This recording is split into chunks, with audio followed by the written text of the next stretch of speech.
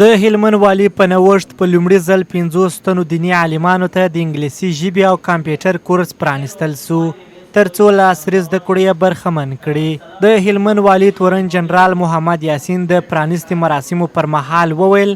50 تنو دیني عالمانو ته د عصري زده کړو زمینه برابر کړې ترڅو دوی هم د نړۍ په اړه معلومات ترلاسه کړي او ځان پرې خبر کړي چې نړۍ کې څه روان دي.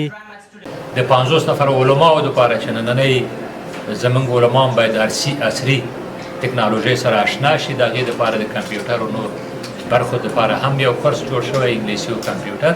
چې دوی هم باید په ملي او بین المللي سطحه د کمپیوټر او د انټرنیټ د دې له لارې وکولی شي د دنیا اسلامي ملکونه او د اسلام په هکله معلوماتونه همداسې نور د دنیا په هکله معلوماتونه ترلاسه کړي او بالاخره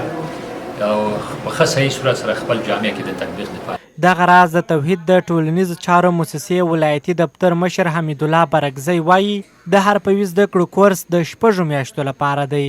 چې پکې 50 تنه دیني عالمانو د زده کړو ترڅنګ 200 نور هغه کسانو ته بیلابیل زده کړې ورکول کیږي چې په پولیسو کې خپل د کورنۍ غړي له لاسه ورکړي وي. دیني عالمانو لپاره چې هغه پروګرام د ولسمشر د حکم پر اساس او د هلمند والي د ځانګړي پاملرنې پر اساس باندې د 6 میاشتو لپاره پیل شوی دی. کمپیوټر او انګریزي ژبه په نظر کې نیول شوي دي. هغوی لومړۍ میاشت د انګریزي ژبې زده کړې کوي ترڅو د انګریزي ژبې سره صحیح بلد شي او وروسته بیا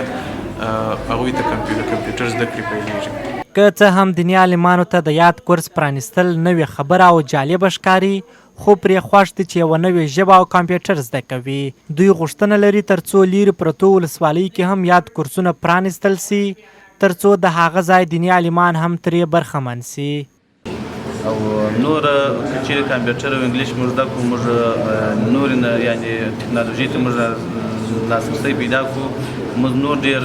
پرمختګ کولی شو ځکه چې موږ نیټ ته لاسرسی پیدا کړو او په هغه کې کتابونه مفتیانو سره مثال موږ مباحثه کولی شو او فتواګانې کتلی شو.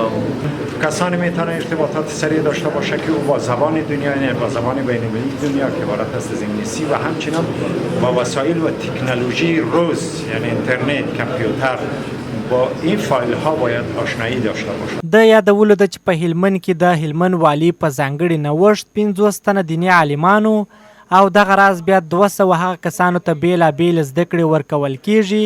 چې په پولیسو کې خپل د کورنۍ غړي له لاسه ورکړي وي.